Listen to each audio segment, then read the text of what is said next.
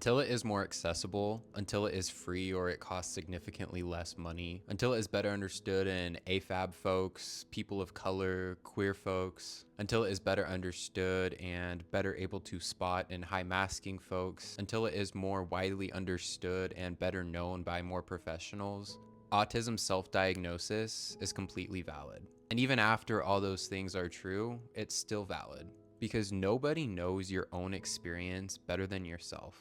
I know that by me saying this, you might have some sort of reaction and you might want to respond to defend your stance either way. And I think that's totally okay. We're all allowed to have our opinions on this. My opinion on this is of course formed by my own personal experience and by all the research that I've done. Before I was formally diagnosed with autism spectrum disorder by a neuropsychologist, I had to self-diagnose. I was at a point in my life where I felt so completely burnt out.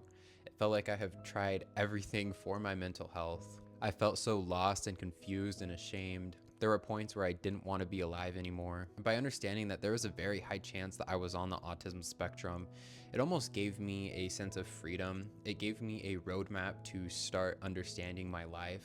And of course, the autistic in me needs to know things for a fact. And so I went ahead and scheduled that professional assessment to see what a professional had to say. But because adult autism assessments aren't widely available, I had to wait almost a year from the time I made the appointment to see the neuropsychologist.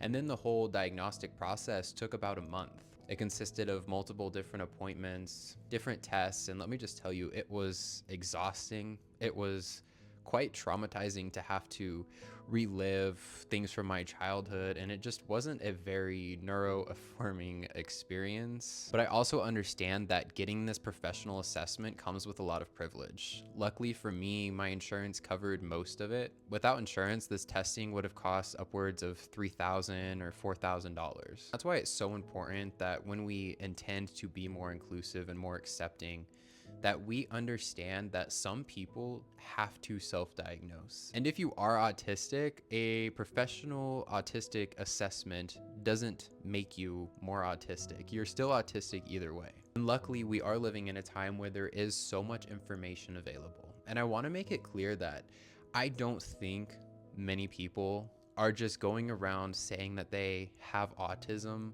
without actually understanding what it is. For myself, before I came to the very difficult conclusion that I could quite possibly be on the spectrum, I researched for months. I researched about autism. I researched about all different types of disorders and conditions that can look similar to autism.